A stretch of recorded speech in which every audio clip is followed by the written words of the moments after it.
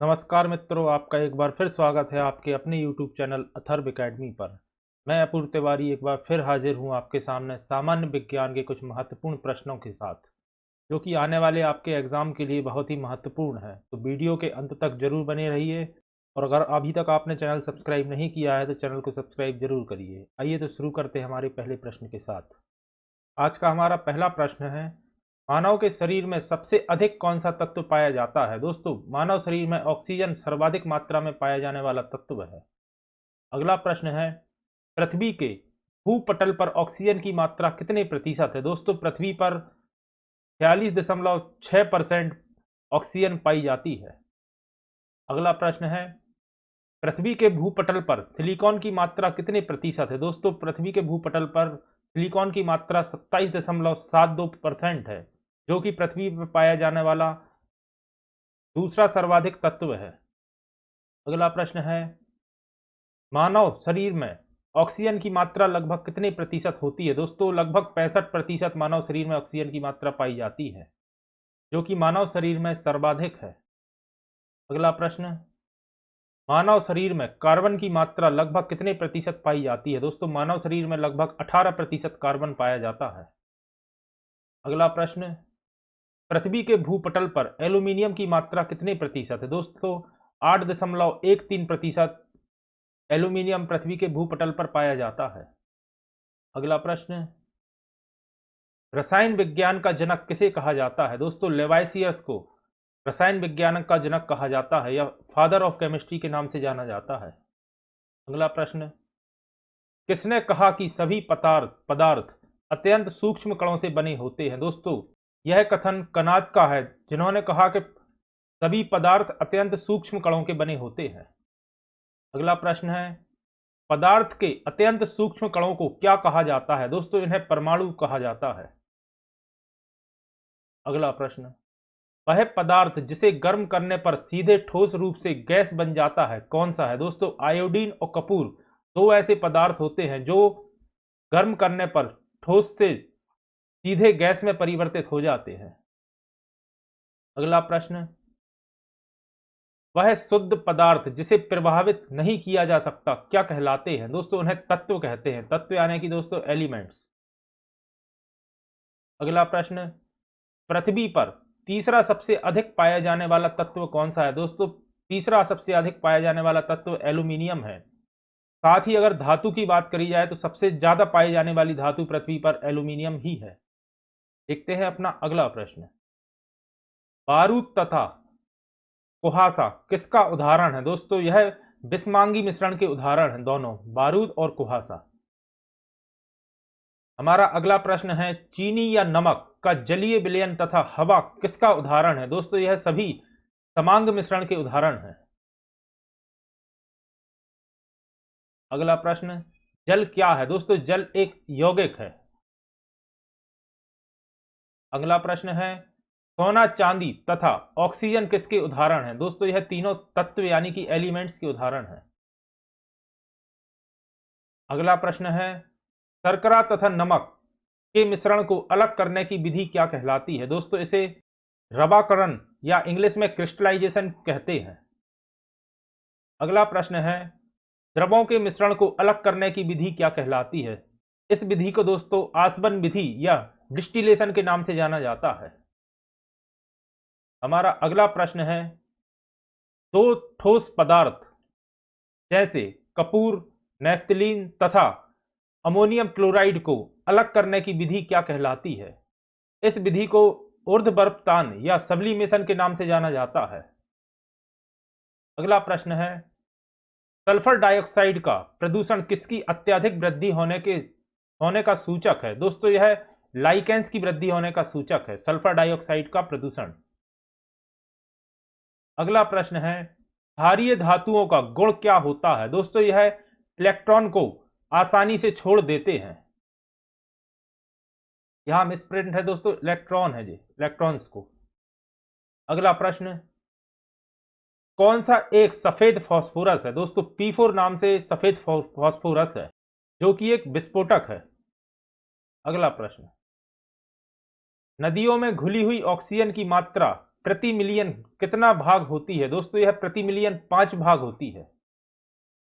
अगला प्रश्न, कौन सा तत्व कमरे के तापमान पर द्रव्य रूप ले लेता है? दोस्तों मरकरी यानी कि पारा कमरे के तापमान पर द्रव्य रूप ले लेता है। और यह प्रश्न दोस्तों पहले कई बार पूछा जा चुका है। अगला प्रश्न है, कार्बनिक मिश्रण जैसे एसीटोन तथा मैथिल अल्कोहल आदि की शुद्धिकरण की प्रक्रिया क्या कहलाती है? दोस्तों इसे भाप आसवन या स्ट्रीम डिस्टिलेशन कहते हैं। हमारा अगला प्रश्न है, कच्चे तेल में से शुद्ध डीजल, पेट्रोल, मिट्टी का तेल, कोल तार आदि को अलग करने की विधि क्या कहलाती है? दोस्तों इसे आंशिक आसवन या फ्रैक्शनल डिस्टिलेशन के नाम से जाना जाता है, जिस विधि में कच्चे तेल से पेट्रोल, डीजल, मिट्टी का तेल और कोल तार आदि अलग किए जाते हैं। अगला प्रश्न, कौन सा एक ऊष्मग्रही अभिक्रिया है? दोस्तों शरीर से पसीना निकलना एक ऊष्मग्रही अभिक्रिया है। अगला प्रश्न, BOD5 किससे संबंधित है? दोस्तों यह 5 दिनों में जैव रसायन द्वारा ऑक्सीजन की मांग से संबंधित है। और BOD का पूर्ण रूप होता है बायोलॉजिकल ऑक्सीजन डिमांड, और 5 का मतलब होता है 5 दिन में। विस्थापन की SI इकाई क्या है? दोस्तों विस्थापन यानी कि डिस्प्लेसमेंट की इकाई है मीटर। हमारा अगला प्रश्न है, किसका मुक्त होना ओजोन परत के लिए हास्य होने का प्रमुख कारण है? दोस्तों CFC यानी कि क्लोरोफ्लोरोकार्बन ओजोन परत का हास्य या क्षय होने का मुख्य कारण है। ओजोन लेयर दोस्तों जो कि समताप मंडल में मौजूद है और पराबैंगनी किरणों से पृथ्वी के वायुमंडल की रक्षा करती है। अगला प्रश्न, कौन सा तत्व एक डबल महासंयोजक बंधक द्वारा जुड़ा हुआ रहता है? दोस्तों ऑक्सीजन, जो कि डबल महासंयोजक बॉन्ड द्वारा जुड़ा रहता है। अगला प्रश्न, ग्रीन हाउस प्रभाव में कौन सी गैस सर्वाधिक योगदान देती है? दोस्तों पानी की वाष्प ग्रीन हाउस प्रभाव में सर्वाधिक योगदान देती है। अगला प्रश्न, ऑक्सीकरण की अभिक्रिया में क्या होता है? दोस्तों इसमें इलेक्ट्रॉन्स खोते हैं। अगला प्रश्न, एक ऐसी अभिक्रिया जिसमें एक साथ ऑक्सीकरण और अवकरण होते हैं उसे क्या कहते हैं? दोस्तों उसे रेडॉक्स अभिक्रिया कहते हैं या रेडॉक्स रिएक्शन के नाम से जाना जाता है। अगला क्वेश्चन, नाइट्रोजन की खोज किसने की थी? दोस्तों रदरफोर्ड ने नाइट्रोजन की खोज की थी। हमारा अगला प्रश्न है, पीबीसी का पूर्ण रूप क्या है? दोस्तों यह भी एक इंपॉर्टेंट क्वेश्चन है। दोस्तों पीबीसी यानी कि पॉलीविनाइल क्लोराइड के नाम से इसे जाना जाता है। हमारा अगला प्रश्न है, एरोमेटिक हाइड्रोकार्बन, इधर मिसप्रिंट है दोस्तों, में कम से कम कितनी बेंजीन की तरह रिंग होती है? दोस्तों उसमें बेंजीन की तरह एक रिंग होती है। अगला प्रश्न है, क्रोमाइट किसका अयस्क है? दोस्तों क्रोमाइट क्रोमियम का अयस्क है। क्रोमियम जिसका सिंबल दोस्तों Cr से दर्शाया जाता है और इसका एटॉमिक नंबर 24 होता है। साथ ही मैं आपको याद दिलाना चाहूंगा, स्टेनलेस स्टील के निर्माण में क्रोमियम का ही उपयोग किया जाता है ताकि लोहे को जंग लगने से बचाया जा सके। अगला प्रश्न, किसी पदार्थ की मात्रा की मौलिक इकाई क्या है? दोस्तों किसी भी पदार्थ की मौलिक इकाई मोल होती है। अगला प्रश्न, कौन सा पदार्थ मिलाने से कांच को हरा रंग मिलता है? दोस्तों क्रोमियम ऑक्साइड मिलाने से कांच को हरा रंग मिलता है। अगला प्रश्न है, कौन सी गैस यदि वातावरण में हो तो अपनी गंध के कारण पहचानी जाती है? दोस्तों सल्फर डाइऑक्साइड अपनी गंध के द्वारा पहचानी जाती है। अगला प्रश्न है, किसका इस्तेमाल रसों की बाल बनाने में किया जाता है? दोस्तों नाइलॉन 66 का प्रयोग रसों की बाल बनाने में किया जाता है। अगला प्रश्न है, एक अम्ल नीला लिटमस को किस रंग में बदल देता है? दोस्तों एक अम्ल नीले लिटमस को लाल में बदल देता है, वहीं एक क्षार लाल लिटमस को नीले में बदल देता है। अगला प्रश्न, यदि पानी से दुर्गंध आती है तो उस दुर्गंध को क्या मिलाकर दूर किया जा सकता है? दोस्तों सक्रिय चारकोल मिलाकर पानी की दुर्गंध को दूर किया जा सकता है। अगला प्रश्न, नींबू में कौन सा अम्ल पाया जाता है? दोस्तों नींबू में सिट्रिक अम्ल पाया जाता है। अगला प्रश्न है, कठोर पानी को उबालकर या उसमें कैल्शियम हाइड्रोक्साइड मिलाकर उसे मृदु जल बनाने की प्रक्रिया को क्या कहते हैं दोस्तों? इसे क्लार्क की प्रक्रिया कहते हैं। अगला प्रश्न है, संतरे में कौन सा अम्ल पाया जाता है? दोस्तों संतरे में सिट्रिक अम्ल पाया जाता है। अगला प्रश्न है, इमली में कौन सा अम्ल पाया जाता है? दोस्तों इमली में टार्टरिक अम्ल पाया जाता है। साथ ही मैं आपको याद दिलाना चाहूंगा, टार्टरिक अम्ल ही अंगूर में भी पाया जाता है। अगला प्रश्न है, टमाटर में कौन सा अम्ल पाया जाता है? दोस्तों ऑक्जेलिक अम्ल या ऑक्जेलिक एसिड टमाटर में पाया जाता है। अगला प्रश्न है, दही में कौन सा अम्ल पाया जाता है? दोस्तों लैक्टिक अम्ल दही में पाया जाता है। साथ ही मैं आपको याद दिलाना चाहूंगा, लैक्टिक अम्ल वही अम्ल है जिसके कारण मांसपेशियों में थकान महसूस होती है। अगला प्रश्न, चींटी और बिच्छू के डंक में कौन सा अम्ल पाया जाता है? दोस्तों फॉर्मिक अम्ल या फॉर्मिक एसिड चींटी और बिच्छू के डंक में पाया जाता है। अगला प्रश्न है, दूध का पीएच मान कितना होता है? दोस्तों 6.4 दूध का पीएच मान होता है। अगला प्रश्न, मूत्र यानी कि यूरिन का पीएच मान कितना होता है? दोस्तों इसका पीएच मान होता है 6।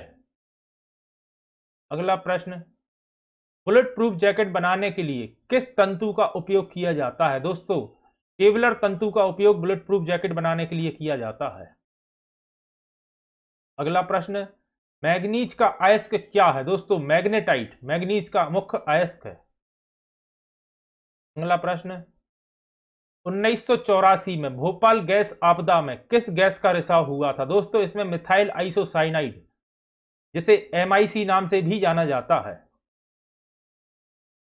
1984 में भोपाल गैस त्रासदी के समय लीक हुई थी, जो कि यूनियन कार्बाइड नामक फैक्ट्री से लीक हुई थी। साथ ही एक जनरल नॉलेज का भी क्वेश्चन आता है कि उस समय मध्य प्रदेश के मुख्यमंत्री कौन थे? तो अर्जुन सिंह 1984 में मध्य प्रदेश के मुख्यमंत्री थे।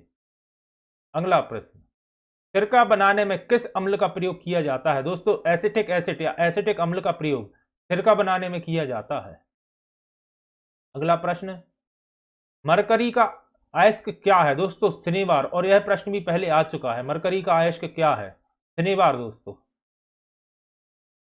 अगला प्रश्न है, बेंजीन की खोज किसने की थी? दोस्तों माइकल फेराडे ने बेंजीन की खोज की थी। अगला प्रश्न है, किसका इस्तेमाल शराब, दवाइयों और वायुयान में ईंधन के रूप में किया जाता है? दोस्तों इथाइल अल्कोहल का इस्तेमाल शराब बनाने में, दवाइयां बनाने में एवं वायुयान के ईंधन के रूप में किया जाता है। साथ दोस्तों सैनिटाइजर में भी इथाइल अल्कोहल का ही उपयोग किया जाता है। अगला प्रश्न है, लोहे का अयस्क क्या है? दोस्तों मैग्नेटाइट लोहे का अयस्क है। ये थी हमारी सामान्य विज्ञान के कुछ महत्वपूर्ण प्रश्नों की क्लास। आशा करता हूँ आपको क्लास पसंद आई होगी। अगर आप चैनल पर नए हैं और अभी तक चैनल को सब्सक्राइब नहीं किया है तो चैनल को सब्सक्राइब करें और ज़्यादा से ज़्यादा लोगों तक शेयर करें। धन्यवाद।